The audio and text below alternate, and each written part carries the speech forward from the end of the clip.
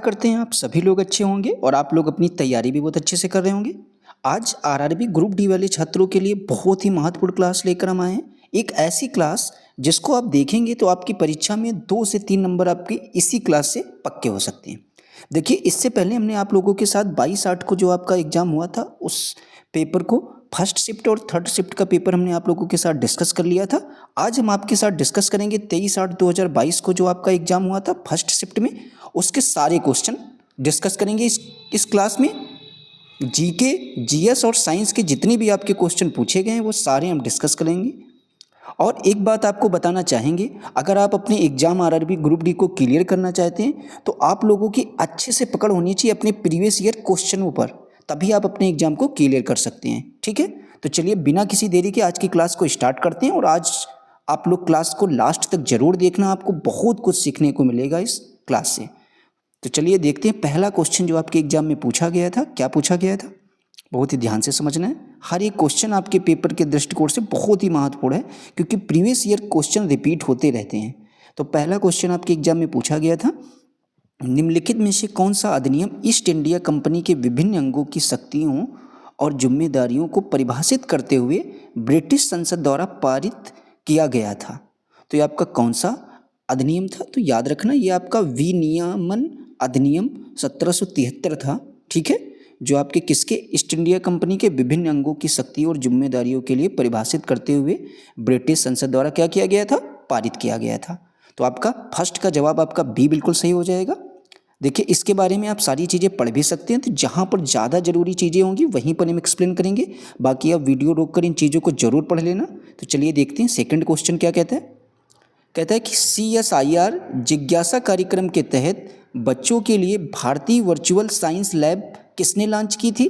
तो याद रखना, ये आपके डॉक्टर जितेंद्र सिंह जी ने लॉन्च की थी। ठीक है, और कब लॉन्च की थी? तो ये आपका करंट का क्वेश्चन है, तो आप लोग इसको पढ़ लेना एक बार। आगे देखते हैं, ये आपके लिए महत्वपूर्ण क्वेश्चन है। अगर आपसे पेपर में पूछा जाए NK सिंह भारत के किस वित्त आयोग के अध्यक्ष बने, तो याद रखना ये आपके 15वें वित्त आयोग के अध्यक्ष बने। और अगर आपसे जो इस टाइम पूछा जाए कौन से वित्त आयोग के आपके अध्यक्ष हो जाएंगे, इस टाइम आपके 16वें वित्त आयोग के जो अध्यक्ष हैं वे आपके अरविंद पनगढ़िया जी हैं। क्या, कौन है? अरविंद पनगढ़िया जी, ये आपके 16वें वित्त आयोग के अध्यक्ष हैं। ठीक है, आगे देखते हैं।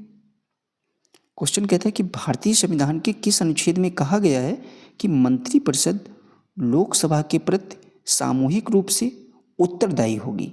तो याद रखना, ये आपके आर्टिकल 75(3) में ऐसा कहा गया है कि जो आपकी मंत्रिपरिषद है ये आपकी लोकसभा के प्रति सामूहिक रूप से उत्तरदायी होगी। ये क्वेश्चन इंपॉर्टेंट है, ये क्वेश्चन आपको आने वाले रिसेंटली एग्जाम जो आपका ग्रुप डी में होगा उसमें ये क्वेश्चन पूछा जा सकता है। आगे देखते हैं, ये साइंस का क्वेश्चन आपका है, समझते हैं क्या कहता है। कहता है क्लोर क्षार प्रक्रिया में क्लोर क्लोरीन गैस को निरूपित करता है और क्षार को निरूपित करता है खाली स्थान यहाँ पर। तो याद रखना, ये आपके सोडियम हाइड्रोक्साइड यानी NaOH।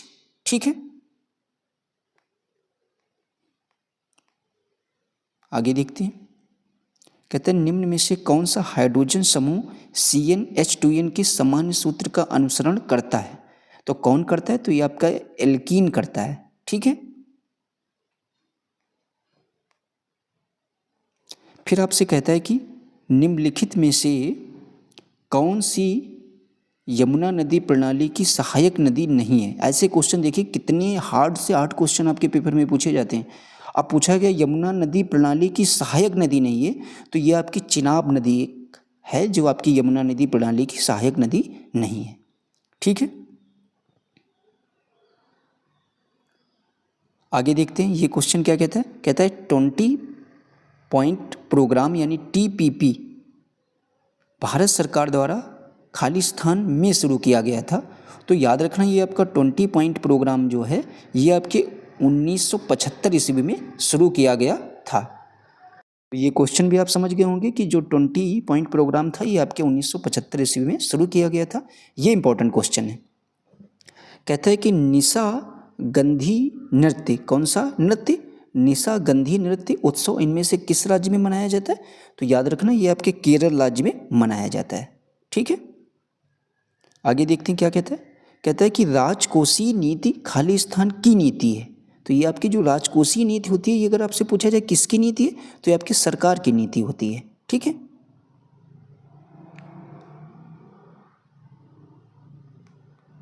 फिर आपसे कहता है कि उस सामग्री का नाम बताइए जिसका उपयोग इलेक्ट्रिक आयरन के ताप तत्व को बनाने में किया जाता है। तो याद रखना वो आपका तत्व कौन होता है, नाइक्रोम नाम का एक तत्व होता है जो इलेक्ट्रिक आयरन के ताप तत्व को बनाने में उसका उपयोग किया जाता है। ठीक है, आगे देखते हैं। ये इंपॉर्टेंट क्वेश्चन है। कहता है कि जन्म नियंत्रण के लिए उपयोग की जाने वाली मुख्य गोलियां शरीर के हार्मोनल संतुलन को परिवर्तित कर देती हैं। इनके द्वारा गर्भावस्था को रोकने के सही तरीके का चयन कीजिए। तो इनमें से आपका सही तरीका कौन सा हो जाएगा, तो याद रखना आपको है, इनमें से सही तरीका आपका ये हो जाएगा कि अंडाणु मुक्त नहीं होते हैं। अंडाणु क्या होते हैं, ये आपके मुक्त नहीं होते हैं और निषेचन नहीं होता है। ठीक है, तो यही आपका एक सही तरीका हो जाएगा गर्भावस्था को रोकने के लिए। आगे देखते हैं। ये भी इंपॉर्टेंट क्वेश्चन है। कहता है कि यौगिक एक्स एक पारदर्शी क्रिस्टलीय ठोस है, इसमें स्वच्छ गुण है और इसका उपयोग कांच के विनिर्माण में किया जाता है। यौगिक एक्स की पहचान कीजिए। जो यहाँ पर यौगिक एक्स आपका होगा वो आपका धावन सोडा हो जाएगा। ठीक है, जो कि आपका एक पारदर्शी क्रिस्टलीय ठोस होता है और इसमें एक स्वच्छ गुण भी होता है। ठीक है, तो आप ये सारी बातें पॉइंट वाइज इसमें भी लेना। ठीक है, आगे देखते हैं क्वेश्चन। कहता है कि निम्नलिखित में से कौन सा घरेलू उपकरण विद्युत मोटर का उपयोग नहीं करता है। तो जो आपका घरेलू उपकरण एक ऐसा होता है जो विद्युत मोटर का उपयोग नहीं करता है, तो याद रखना ये आपका विद्युत प्रेस होता है ऐसा। ठीक है, ये आपका क्या है, घरेलू उपकरण है जो आपका किसका उपयोग नहीं करता है, विद्युत मोटर का आपके उपयोग नहीं करता है। बाकी जो सारी चीज़ें देख लेते हैं। क्या कहता है, electric mixer, electric washing machine और इलेक्ट्रिक पंखा सभी में घूमने के लिए विद्युत मोटर उपयोग किया जाता है। अगर आपसे पूछा जाए विद्युत मोटर किन में उपयोग किया जाता है, तो आप इतनी सारी चीज़ों के नाम याद रख सकते हैं और जिनमें नहीं किया जाता है वो आपका विद्युत प्रेस हो जाएगा। ठीक है, आगे देखते हैं क्या कहता है। ये भी इंपॉर्टेंट क्वेश्चन है। कहता है कि भारत की सबसे बड़ी खारे पानी की झील किस राज्य में स्थित है। तो याद रखना ये आपके उड़ीसा राज्य में स्थित है। फिर कहता है कि मटर के पौधों पर मेंडल के प्रयोगों ने कुछ निष्कर्ष दिए हैं जिनमें से एक के अलावा अन्य सभी सही हैं। तो गलत निष्कर्ष यानी गलत जो आपका निष्कर्ष है उसका चयन कीजिए। तो याद रखना ये भी आपका जीनों का पृथक्करण युग्मकों के निर्माण के दौरान होता है, ये भी बात सही है। अब ये क्या कहता है, प्रत्येक युग्मक में एक ही जीन के दो प्रतिरूप होते, ये बात आपकी सही नहीं है। बाकी कहता है जीन विशिष्ट इकाइयों के रूप में वंशागत होते, ये भी सही है। जीन युग्मों में आते, ये भी सही है। तो देखा जाए आपका बी ऑप्शन बिल्कुल इसका सही हो जाएगा। आगे देखते हैं। क्वेश्चन कहता है कि रासायनिक अभिक्रिया के दौरान किसी विलयन में बनने वाले अविलेय पदार्थ को खाली स्थान क्या कहा जाता है। तो अविलेय पदार्थ को हम लोग जो है अवक्षेप कहते हैं। ठीक है, आगे देखते हैं क्वेश्चन क्या कहता है। कहता है कौन सा भौगोलिक प्रभाव पश्चिम पूर्व दिशा में सिंधु से ब्रह्मपुत्र तक 2500 किमी की दूरी तय करता है। तो ये आपका हिमालय पर्वत है। ठीक है, तो इसका जवाब आपका कौन सा सही हो जाएगा, सी। अब देख लेते हैं हिमालय पर्वत से विषय में संबंधित कुछ चीज़ें पढ़ लेते हैं। कहता है कि हिमालय पर्वत या भारत के उत्तर में स्थित है। अगर आपसे पूछा जाए हिमालय पर्वत कहाँ स्थित है, तो ये आपके भारत के उत्तर में स्थित है। एक युवा पर्वत श्रृंखला है। अगर आपसे पूछी जाए कैसी पर्वत श्रृंखला है, तो आप लोग बोलेंगे एक युवा पर्वत श्रृंखला है। यह सिंधु से ब्रह्मपुत्र तक 2500 किलोमीटर से अधिक दूरी तय करता है। केवल हिमालय पर्वत पश्चिम पूर्व दिशा में सिंधु से ब्रह्मपुत्र तक 2500 किमी दूरी तय करता है। ठीक है, तो हिमालय पर्वत से संबंधित अब आपका कोई भी क्वेश्चन नहीं गलत होगा। इसको भी हम लोग समझते हैं क्या कहता है क्वेश्चन।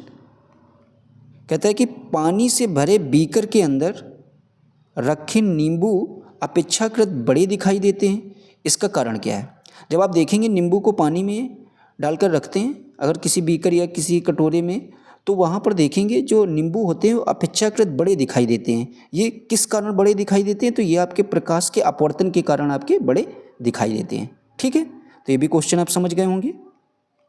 आगे देखते हैं क्या कहते हैं। कहते हैं निम्न में से क्या ओजोन परत के क्षरण का परिणाम नहीं है? तो ओजोन परत जो होती है इसके क्षरण का अगर आपसे पूछा जाए परिणाम क्या नहीं है, तो ये आपकी सुनामी नहीं होती है। अब यहाँ पर थोड़ी चीज़ें हम ओजोन परत से संबंधित पढ़ेंगे क्योंकि ये आपके एग्जाम के दृष्टिकोण से इम्पॉर्टेंट है। कहता है कि ओजोन परत पृथ्वी के समताप मंडल के ऊपरी भाग में पृथ्वी की सतह के ऊपर लगभग 15 से 35 किमी ऊंचाई तक पाई जाती है। अगर आपसे पूछा जाए ओजोन परत कितनी ऊंचाई तक पाई जाती है, तो आप लोग बोलेंगे 15 से 35 किमी की ऊंचाई तक पाई जाती है। इसमें ताप समान रहता है, यह सूर्य से आने वाली पराबैंगनी किरणों को अवशोषित कर लेती है, इसलिए इसे पृथ्वी का सुरक्षा कवच भी कहते हैं। अगर आपसे पूछा जाए पृथ्वी का सुरक्षा कवच किसे कहते हैं, तो आप लोग बोलेंगे ओजोन परत को। आगे देखते हैं, कुछ पॉइंट में चीज़ें दे रखी हैं। कहता है कि पराबैंगनी किरणों से त्वचा कैंसर होने की संभावना रहती है। यह मनुष्य और पशुओं की डीएनए संरचना में बदलाव लाती है। अगर आपसे पूछा जाए मनुष्य और पशुओं की डीएनए की संरचना में बदलाव कौन लाती है, तो आप लोग बोलेंगे ओजोन परत, और इससे त्वचा के कैंसर होने की भी संभावना रहती है। आगे देखते हैं। फिर कहता है कि इसके कारण आंखों में मोतिया बिंदु की बीमारी उत्पन्न होती है, और यदि समय पर सही उपचार न किया जाए तो मनुष्य अंधा भी हो सकता है। ठीक है, आगे देखते हैं। कहता है मनुष्य की प्रतिरोधक क्षमता को कम करती है। जो आपकी ओजोन परत होती है इसकी किरणें जो है ये आपके मनुष्य की प्रतिरोधक क्षमता को भी कम करने का कार्य करती हैं, जिसके कारण वह कई संक्रामक रोगों का शिकार भी हो जाता है। आगे देखते हैं। कहता है कि पेड़ पौधों की प्रकाश संश्लेषण क्रिया को प्रभावित करती हैं। सुनामी ओजोन परत के क्षरण का परिणाम नहीं है। जो अगर आपसे पूछा जाए सुनामी जो है ये आपका किसका परिणाम नहीं है, तो ये आपके ओजोन परत के क्षरण का परिणाम नहीं है। अगर आपसे पूछा जाए ओजोन परत के क्षरण का परिणाम कौन कौन से, तो आप बोलेंगे जो आपकी सुनामी होती है ये आपके भूकंप, भूस्खलन, ज्वालामुखी, उदागर आदि के कारण उत्पन्न होती है। तो क्वेश्चन को एक बार थोड़ा सा फिर से पढ़ते हैं। कहता है कि ओजोन परत के क्षरण का परिणाम नहीं है, आपसे पूछा गया, तो ये आपका सुनामी नहीं है। बाकी ये आपकी तीनों चीज़ें जो है ओजोन परत के क्षरण का परिणाम हैं। ठीक है, आगे देखते हैं क्वेश्चन क्या कहते हैं। वे श्रमिक जो अपनी आजीविका कमाने के लिए किसी उद्यम के मालिक हैं, उसका संचालन भी करते हैं, उन्हें क्या कहा जाता है? तो उन्हें जो है हम लोग स्वनियोजित श्रमिक बोलते हैं, जो अपना काम स्वयं करते हों। आगे देखते हैं, ये क्वेश्चन इंपॉर्टेंट है, इसको थोड़ा ध्यान से पढ़ते हैं हम लोग। कहता है कि पौधों में परिवहन की कुछ विशेषताओं का उल्लेख नीचे किया गया है, कौन सा विकल्प गलत विशेषता को दर्शाता है? तो जाइलम जल का परिवहन करता है और फ्लोएम भोजन का परिवहन करता है। बिल्कुल सही ये बात है। जल और भोजन दोनों की गति द्विदिशीय होती है, ये बात आपकी सही नहीं है। नीचे देखते हैं, जब सही नहीं आपसे पूछा गया तो यहीं पर आपका सही जवाब भी हो जाएगा, तो इसका जवाब आपका बी बिल्कुल सही हो जाएगा। इनकी जो दिशा आपकी द्विदिशीय नहीं होती बल्कि कैसी होती है, ये आपकी एक दिशा होती है, इसीलिए यहाँ पर आपका जवाब बी बिल्कुल गलत हो जाएगा। आगे देखते हैं, ये क्वेश्चन इंपॉर्टेंट है। कहता है कि भारत के किस राज्य से इसरो ने विकास इंजन का सफलतापूर्वक परीक्षण किया है, जो भारत के पहले मानववाहक रॉकेट गगनयान को शक्ति प्रदान करेगा? तो ये आपके तमिलनाडु में। आगे देखते हैं। कहता है डायनेमो में विद्युत धारा खाली स्थान के सिद्धांत का उपयोग करके उत्पन्न की जाती है। तो याद रखना ये आपके विद्युत चुंबकीय प्रेरण के सिद्धांत का उपयोग करके जो है आपके डायनेमो में विद्युत धारा उत्पन्न की जाती है। आगे देखती हैं, क्वेश्चन क्या कहता है। कहता है चयनित पारगम्य झिल्लियाँ वे झिल्लियाँ हैं जो इनमें से किसको प्रवेश की अनुमति देती हैं? तो याद रखना इनमें से आपका कोई भी ऑप्शन सही नहीं है, तो इसीलिए इसको हम थोड़ा ध्यान से पढ़ेंगे।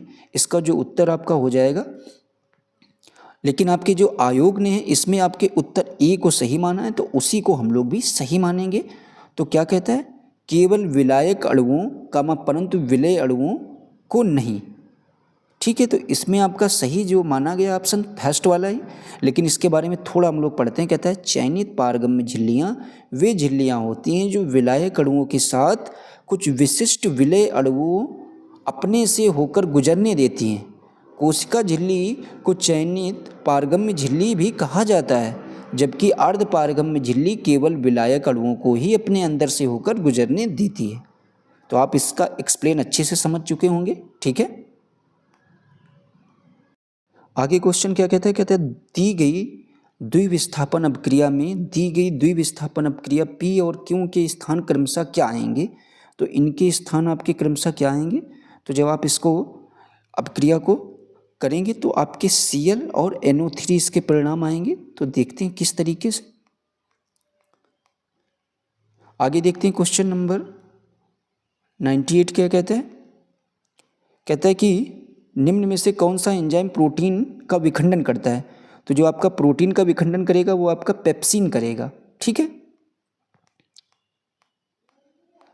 तो यही आज की क्लास का आपका लास्ट क्वेश्चन था। ठीक है, तो अभी तक आपका ये जो आपका पेपर हुआ था 23/8/2022 को, इसमें आपके जीके जीएस साइंस के इतने ही क्वेश्चन पूछे गए थे जो हमने आज की क्लास में आप लोगों के साथ डिस्कस किए। जिन लोगों ने हमारी इससे पहले आरआरबी ग्रुप डी के प्रीवियस ईयर की 2 क्लासें ना देखी उनको जाकर जरूर देखिए। आपको जरूर वहाँ से 2, 3, 4 क्वेश्चन जरूर देखने को मिलेंगे। ठीक है, तो आज अगर आप लोगों को हमारी ये क्लास पसंद आई हो तो ज़रूर आप लोग अपने इस वीडियो को ज़्यादा से ज़्यादा लोगों में शेयर ज़रूर कर देना। बस यही एक छोटी सी रिक्वेस्ट है, और अपने इस चैनल को आप लोग सब्सक्राइब करके अवश्य जाना। ठीक है, और हमारे इस वीडियो को देखने के लिए आप लोगों का बहुत बहुत धन्यवाद। और इसी तरीके से आपको आरआरबी ग्रुप डी के प्रीवियस ईयर क्वेश्चन पेपर के सॉल्यूशन आपको हमारे इस चैनल पर मिलते रहेंगे। आज के लिए इतना ही।